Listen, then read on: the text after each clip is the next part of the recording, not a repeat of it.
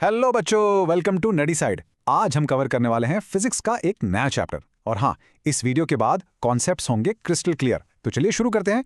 Chapter 14 semiconductor electronics. बच्चों, ये chapter सिर्फ एग्जाम के लिए इंपॉर्टेंट नहीं है, ये मॉडर्न टेक्नोलॉजी की आत्मा है, इट्स सोल। आपका स्मार्टफोन, लैपटॉप, स्मार्ट वॉच कुछ भी उठा लो, उसके अंदर जो मैजिकल ब्रेन काम कर रहा है वो इन्हीं सेमीकंडक्टर से बना है। तो आज हम उस मैजिक के पीछे की फिजिक्स को समझेंगे। Let's dive in. अब हम इस स्लाइड में ये टॉपिक देखेंगे। ये है आज का हमारा सफर, आर रोड मैप। हम एकदम बेसिक से शुरू करेंगे, जैसे एक बिल्डिंग बनाते हैं फाउंडेशन से। पहले हम समझेंगे कि आज की इलेक्ट्रॉनिक्स पुरानी टेक्नोलॉजी से इतनी बेहतर क्यों है। फिर हम मटेरियल्स को उनकी करंट चलाने की एबिलिटी पर क्लासिफाई करेंगे। उसके बाद आएगा इस चैप्टर का सबसे बड़ा सीक्रेट, एनर्जी बैंड्स, जो हमें क्यों का जवाब देगा। फिर हम प्योर सेमीकंडक्टर्स को मॉडिफाई करना सीखेंगे और आखिर में इन सब पीसेस को जोड़कर बनाएंगे पीएन जंक्शन, मॉडर्न इलेक्ट्रॉनिक्स का हार्ट। तो इस स्लाइड का मेन आइडिया ये था कि हम एक लॉजिकल सीक्वेंस में स्टेप बाय स्टेप कॉन्सेप्ट्स को बिल्ड करेंगे। अब हम इस स्लाइड में ये टॉपिक देखेंगे। तो चलिए, हमारे सफर का पहला पड़ाव, इलेक्ट्रॉनिक्स, ओल्ड वर्सेस न्यू। किसी भी नई टेक्नोलॉजी को अप्रिशिएट करने के लिए ये जानना जरूरी है कि उससे पहले क्या था। हम टाइम ट्रैवल करके देखेंगे कि हम बड़े बड़े वैक्यूम ट्यूब से छोटे से सॉलिड स्टेट डिवाइसेस तक कैसे पहुंचे। तो इस स्लाइड का मेन आइडिया ये था कि हम इलेक्ट्रॉनिक्स के एवोल्यूशन को समझेंगे ताकि हमें आज की टेक्नोलॉजी की वैल्यू पता चले। अब हम इस स्लाइड में ये टॉपिक देखेंगे। पहले के जमाने में इलेक्ट्रॉनिक्स का मतलब था वैक्यूम ट्यूब्स। आपने पुरानी ब्लैक एंड व्हाइट मूवीज में देखे होंगे, साइंटिस्ट के पास अजीब सी ग्लोइंग ग्लास ट्यूब्स होती थी। वही थे वो वैक्यूम ट्यूब्स। और उनकी प्रॉब्लम्स ढेर सारी, जैसा आप स्लाइड पर देख सकते हो। पहली चीज, दे वर बल्की, यानी बहुत बड़े और भारी। इमेजिन एक कंप्यूटर जो पूरा कमरा ले ले। दूसरा, हाई पावर कंजम्पशन, ये इतनी बिजली खाते थे कि घर का बिल ही आ जाए। तीसरी, high operating voltage, around 100 volts, ये डेंजरस था, शॉक लगने का खतरा। और आखिरी, लो रिलायबिलिटी, ये जल्दी फ्यूज हो जाते थे, बार बार बदलना पड़ता था। तो इस स्लाइड का मेन आइडिया ये था कि पुरानी टेक्नोलॉजी यानी वैक्यूम ट्यूब्स बिल्कुल भी प्रैक्टिकल नहीं थी। अब हम इस स्लाइड में ये टॉपिक देखेंगे। तो इन सारी प्रॉब्लम्स का सॉल्यूशन क्या निकला? The revolution called solid state electronics. ये वैक्यूम ट्यूब्स के हर प्रॉब्लम का जवाब था। जहां वैक्यूम ट्यूब्स बल्कि थे, सॉलिड स्टेट डिवाइसेस छोटे हैं, इतने छोटे कि आपकी पॉकेट में आ जाए, like a chip in your phone. जहां वो हाई पावर कंज्यूम करते थे, ये लो पावर पर चलते हैं, इसलिए आपके फोन की बैटरी पूरा दिन चलती है। जहां वो हाई वोल्टेज पर काम करते थे, ये सेफ लो वोल्टेजेस पर चलते हैं। और रिलायबिलिटी, इनकी लाइफ बहुत लंबी होती है। ये सब मुमकिन हुआ एक ही चीज से, सेमीकंडक्टर्स। तो इस स्लाइड का मेन आइडिया ये था कि सॉलिड स्टेट इलेक्ट्रॉनिक्स ने सेमीकंडक्टर्स का इस्तेमाल करके पुरानी टेक्नोलॉजी को हमेशा के लिए बदल दिया। अब हम इस स्लाइड में ये टॉपिक देखेंगे। ओके, तो अब जब हमें पता चल गया है कि सेमीकंडक्टर्स हीरो हैं, तो चलिए उनके बारे में आराम से बेसिक से पढ़ते हैं। हमारा अगला सेक्शन है हाउ मटेरियल्स कंडक्ट इलेक्ट्रिसिटी। हम मटेरियल्स को उनकी करंट चलाने की एबिलिटी यानी कंडक्टिविटी के बेसिस पर 3 हिस्सों में बांटेंगे, metals, insulators end of course semiconductors. तो इस स्लाइड का मेन आइडिया ये था कि हम फंडामेंटल क्लासिफिकेशन से अपनी अंडरस्टैंडिंग बिल्ड करना शुरू करेंगे। अब हम इस स्लाइड में ये टॉपिक देखेंगे। ध्यान से इस टेबल को देखो बच्चों। यहाँ 2 वर्ड्स हैं, रेजिस्टिविटी जिसका सिंबल है रो और कंडक्टिविटी जिसका सिंबल है सिग्मा। रेजिस्टिविटी का मतलब है रुकावट, एक मटेरियल करंट को कितना रोकता है, और कंडक्टिविटी इसका उल्टा है, चलाने की क्षमता, एक मटेरियल करंट को कितनी आसानी से फ्लो होने देता है। अब नंबर्स देखो। मेटल्स की रेजिस्टिविटी बहुत कम, 10⁻⁻8, और कंडक्टिविटी बहुत हाई है, इसलिए कॉपर की वायर्स बनती हैं। अब आओ इंसुलेटर्स पर, जैसे प्लास्टिक या रबर। उनकी रेजिस्टिविटी देखो, 10⁻11, कितनी ज्यादा है, और कंडक्टिविटी ऑलमोस्ट 0। और इन दोनों एक्सट्रीम्स के बीच में देखो कौन है, सेमीकंडक्टर्स। इनकी प्रॉपर्टीज इन दोनों के अजीब से मिडिल में है। ये जो 10 की पावर्स का डिफरेंस है ना, ये जमीन आसमान का फर्क है।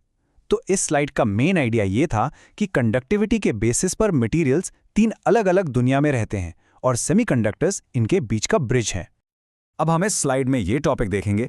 तो सेमीकंडक्टर्स का परिवार भी काफी बड़ा है। स्क्रीन पर देखो, सबसे कॉमन है एलिमेंट्री सेमीकंडक्टर्स, जैसे सिलिकॉन Si और जर्मेनियम Ge। सिलिकॉन तो रेत में मिलता है, इसलिए बहुत कॉमन है। हमारा पूरा फोकस इस चैप्टर में इन्हीं दोनों पर रहेगा।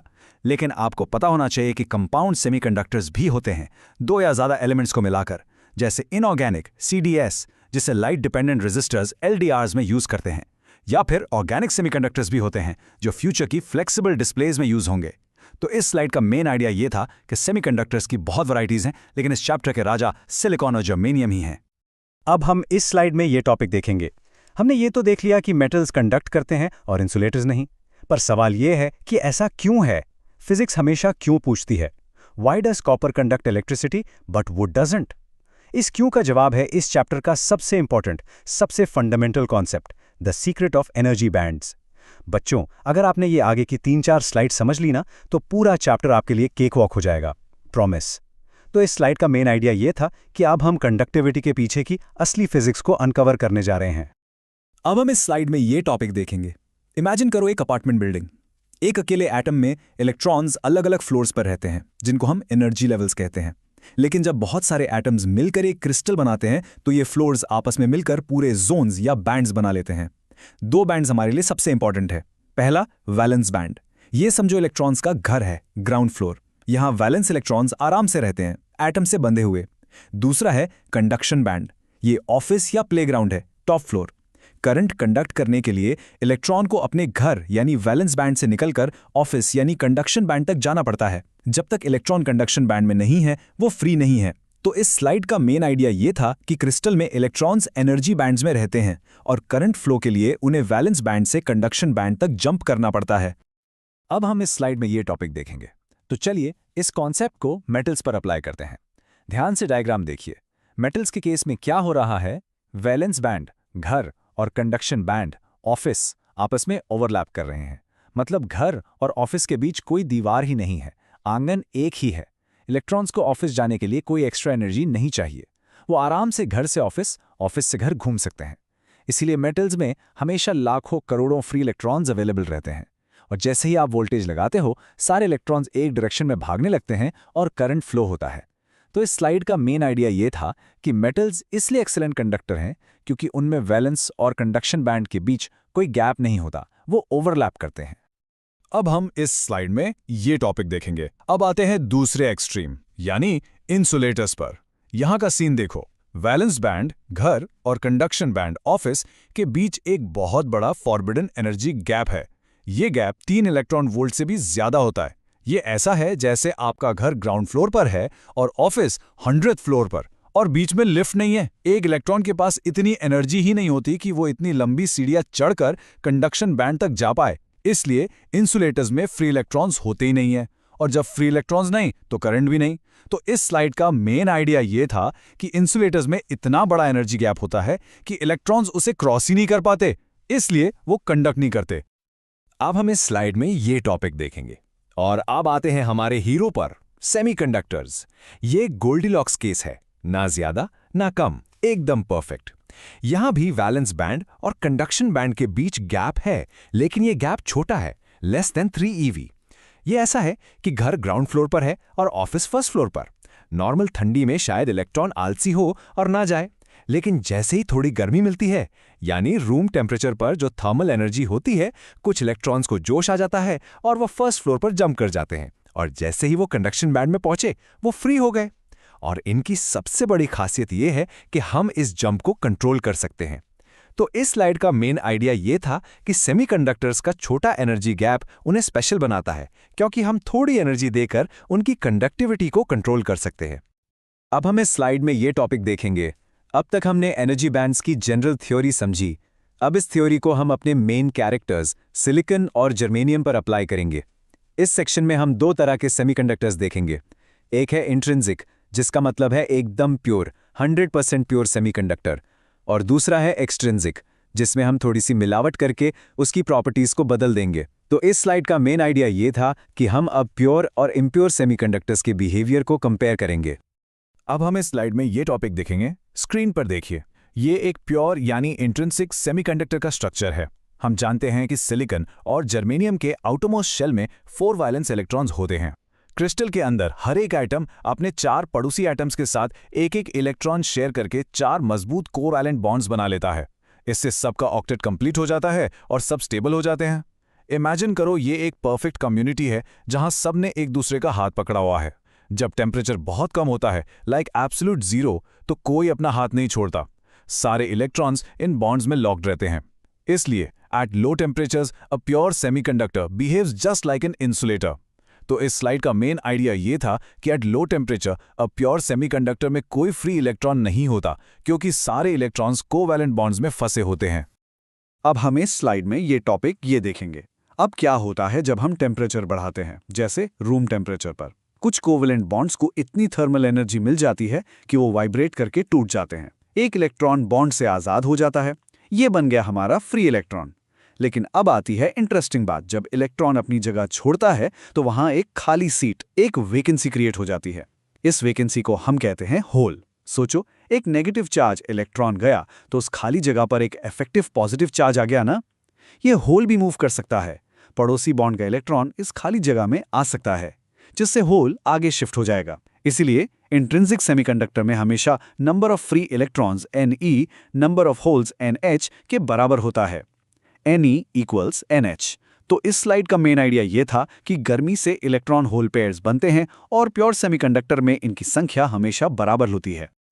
अब हम इस स्लाइड में ये टॉपिक देखेंगे। एक प्योर सेमीकंडक्टर में कंडक्टिविटी बहुत कम होती है। उसको यूजफुल बनाने के लिए हम एक बहुत ही क्लेवर टेक्निक यूज करते हैं जिसे कहते हैं डोपिंग। डोपिंग का मतलब है एक प्योर सेमीकंडक्टर के क्रिस्टल में जानबूझकर बहुत ही कंट्रोल तरीके से एक इम्प्योरिटी एटम डालना। जो इम्प्योरिटी हम डालते हैं उसे डोपेंट कहते हैं। और ये कितनी होती है? बहुत कम। इमेजिन करो 10 लाख सिलिकॉन एटम्स के बीच में सिर्फ एक इम्प्योरिटी एटम। लेकिन इस छोटी सी मिलावट का असर इतना जबरदस्त होता है कि कंडक्टिविटी हजारों गुना बढ़ जाती है। तो इस स्लाइड का मेन आइडिया ये था कि डोपिंग एक मैजिकल प्रोसेस है जिससे हम सेमीकंडक्टर की कंडक्टिविटी को अपनी मर्जी से कंट्रोल कर सकते हैं। अब हम इस स्लाइड में ये टॉपिक देखेंगे। डोपिंग से हम 2 तरह के एक्सट्रिंसिक सेमीकंडक्टर्स बना सकते हैं। ये टेबल एग्जाम के लिए सुपर इंपॉर्टेंट है। लेफ्ट साइड है एन टाइप। ये बनाने के लिए हम पेंटावैलेंट इंप्योरिटी डालते हैं, यानी ऐसा एटम जिसके पास 5 वैलेंस इलेक्ट्रॉन्स हों, जैसे आर्सेनिक। ये एक एक्स्ट्रा इलेक्ट्रॉन डोनेट करता है, इसलिए इसे डोनर इंप्योरिटी कहते हैं। और इसमें मेजॉरिटी में इलेक्ट्रॉन्स होते हैं नेगेटिव चार्ज, इसलिए एन टाइप। राइट साइड है पी टाइप। ये बनाने के लिए हम ट्राईवैलेंट इंप्योरिटी डालते हैं, यानी जिसके पास 3 वैलेंस इलेक्ट्रॉन्स हों, जैसे बोरॉन। ये एक होल क्रिएट करता है जो इलेक्ट्रॉन एक्सेप्ट कर सकता है, इसलिए इसे एक्सेप्टर इंप्योरिटी कहते हैं। और इसमें मेजॉरिटी में होल्स होते हैं, पॉजिटिव चार्ज, इसलिए पी टाइप। तो इस स्लाइड का मेन आइडिया ये था कि हम जैसी इंप्योरिटी डालेंगे वैसा ही सेमीकंडक्टर बनेगा, या तो इलेक्ट्रॉन रिच एन टाइप या होल रिच पी टाइप। अब हम इस स्लाइड में ये टॉपिक देखेंगे। चलिए एन टाइप को आराम से समझते हैं। इस डायग्राम को देखो। हमने सिलिकॉन के क्रिस्टल में एक आर्सेनिक AS एटम डाल दिया। आर्सेनिक पेंटावेलेंट है, उसके पास 5 वैलेंस इलेक्ट्रॉन्स हैं। उसके 4 इलेक्ट्रॉन्स ने तो पड़ोसी 4 सिलिकॉन एटम्स के साथ आराम से कोवलेंट बॉन्ड्स बना लिए। लेकिन अब वो 5वां इलेक्ट्रॉन देखो, वो बेचारा अकेला रह गया, उसके लिए कोई बॉन्ड ही नहीं है। वो अपने एटम से बहुत वीकली जुड़ा होता है। थोड़ी सी भी एनर्जी मिलते ही वो आज़ाद हो जाता है। तो हर इम्प्योरिटी एटम ने हमें एक फ्री इलेक्ट्रॉन दे दिया। इसीलिए एन टाइप में नंबर ऑफ इलेक्ट्रॉन्स होल से बहुत ज़्यादा हो जाता है, Ni > NH। तो इस स्लाइड का मेन आइडिया ये था कि एन टाइप में पेंटावेलेंट इम्प्योरिटी डालने से हमें ढेर सारे फ्री इलेक्ट्रॉन्स मिलते हैं। अब हम इस स्लाइड में ये टॉपिक देखेंगे। अब देखते हैं पी टाइप में क्या होता है। डायग्राम देखो। हमने सिलिकॉन की जगह एक बोरॉन यानी बी एटम डाल दिया। बोरॉन ट्राईवैलेंट है, उसके पास सिर्फ 3 वैलेंस इलेक्ट्रॉन्स हैं। तो उसने अपने 3 पड़ोसियों के साथ तो बॉन्ड बना लिया, लेकिन चौथे सिलिकॉन एटम के साथ बॉन्ड बनाने के लिए उसके पास इलेक्ट्रॉन है ही नहीं। वहां एक खाली जगह, एक वैकेंसी यानी एक होल क्रिएट हो गया। यह होल एक पॉजिटिव चार्ज की तरह बिहेव करता है। अब कोई भी पड़ोसी इलेक्ट्रॉन इस होल में जंप कर सकता है, तो हर इम्प्योरिटी एटम ने हमें एक फ्री होल दे दिया। इसलिए पी टाइप में नंबर ऑफ होल्स इलेक्ट्रॉन से बहुत ज़्यादा हो जाता है, NH > Ne। तो इस स्लाइड का मेन आइडिया ये था कि पी टाइप में ट्राईवैलेंट इम्प्योरिटी डालने से हमें ढेर सारे फ्री होल्स मिलते हैं। अब हम इस स्लाइड में ये टॉपिक देखेंगे। अब देखते हैं कि डोपिंग से हमारे एनर्जी बैंड डायग्राम पर क्या फर्क पड़ता है। ये थोड़ा ट्रिकी लग सकता है, ध्यान से सुनना। लेफ्ट में एन टाइप का डायग्राम है। डोनर इम्प्योरिटी के जो एक्स्ट्रा इलेक्ट्रॉन्स हैं वो एक नया एनर्जी लेवल ED बना लेते हैं, जो कंडक्शन बैंड के आखिरी लेवल से ठीक थोड़ा सा नीचे होता है। इनके बीच का गैप इतना कम है कि इलेक्ट्रॉन्स फुदक कर कंडक्शन बैंड में चले जाते हैं। अब राइट में पी टाइप का डायग्राम देखो। एक्सेप्टर इम्प्योरिटी एक नया एनर्जी लेवल EA बनाती है, जो वैलेंस बैंड के ठीक थोड़ा सा ऊपर होता है। ये एक इजी पार्किंग स्पॉट की तरह है, जहां वैलेंस बैंड के इलेक्ट्रॉन्स आराम से जा सकते हैं और पीछे होल छोड़ जाते हैं। तो इस स्लाइड का मेन आइडिया ये था कि डोपिंग एनर्जी गैप के बीच में एक स्टेपिंग स्टोन या शॉर्टकट बना देती है, जिससे चार्ज कैरियर्स बनाना बहुत आसान हो जाता है। अब हम इस स्लाइड में ये टॉपिक देखेंगे। हमने पी टाइप सेमीकंडक्टर बना लिया जिसमें बहुत सारे होल्स हैं, हमने एन टाइप भी बना लिया जिसमें बहुत सारे इलेक्ट्रॉन्स हैं। अब आएगा इस चैप्टर का क्लाइमैक्स। क्या होगा अगर हम इन दोनों को आपस में जोड़ दें? जब हम एक पी टाइप और एक एन टाइप मटेरियल को आपस में जोड़ते हैं तो बनता है एक पीएन जंक्शन। बच्चों, ये सिंपल सा जंक्शन ही सारे सेमीकंडक्टर डिवाइसेस जैसे diodes, transistors, LEDs, solar cells सबका दिल है, उनका हार्ट है। तो इस स्लाइड का मेन आइडिया ये था कि अब हम इन दो अलग अलग मटेरियल्स को जोड़कर इलेक्ट्रॉनिक डिवाइसेस की नींव रखने जा रहे हैं। अब हम इस स्लाइड में ये टॉपिक देखेंगे। जैसे ही पीएन जंक्शन बनता है, दो प्रोसेसेस एक साथ शुरू हो जाते हैं। Step 1, diffusion. सिंपल लॉजिक है, पी साइड में होल्स की भीड़ है, एन साइड में इलेक्ट्रॉन्स की, तो नेचुरली होल्स पी साइड से एन साइड की तरफ भागेंगे और इलेक्ट्रॉन्स एन साइड से पी साइड की तरफ। इमेजिन करो, एक रूम के कॉर्नर में परफ्यूम स्प्रे किया, वो पूरे रूम में फैल जाता है ना। सेम चीज इस चार्ज मूवमेंट से बनता है डिफ्यूजन करंट। Step 2, drift. लेकिन एक ट्विस्ट है, जब होल पी साइड से जाता है वो पीछे एक नेगेटिव आयन छोड़ जाता है, और जब इलेक्ट्रॉन एन साइड से जाता है वो पीछे एक पॉजिटिव आयन छोड़ जाता है। जंक्शन पर इन इमोबाइल आयंस की एक दीवार बन जाती है जो एक इलेक्ट्रिक फील्ड क्रिएट करती है। ये फील्ड अब चार्जेस को ऑपोजिट डायरेक्शन में धकेलता है, जिससे एक ड्रिफ्ट करंट बनता है। तो इस स्लाइड का मेन आइडिया ये था कि जंक्शन फॉर्मेशन एक टग ऑफ वॉर है डिफ्यूजन और ड्रिफ्ट के बीच। अब हम इस स्लाइड में ये टॉपिक देखेंगे। एक टाइम आता है जब डिफ्यूजन करंट और ड्रिफ्ट करंट एक दूसरे को कैंसिल कर देते हैं और इक्विलिब्रियम आ जाता है। तब जंक्शन पर क्या होता है? ध्यान से डायग्राम देखो। जंक्शन के आसपास एक ऐसी लेयर बन जाती है जहां कोई मोबाइल चार्ज कैरियर नहीं है, ना इलेक्ट्रॉन ना होल। इस रीजन को हम कहते हैं डिप्लीशन रीजन, क्योंकि ये मोबाइल चार्जेस से डिप्लीट यानी खाली हो चुकी है। इस रीजन में सिर्फ वो इमोबाइल पॉजिटिव और नेगेटिव आयंस होते हैं। इन आयंस की वजह से यहाँ एक परमानेंट पोटेंशियल बैरियर बन जाता है, एक इलेक्ट्रिक वॉल जो और चार्जेस को क्रॉस करने से रोकती है।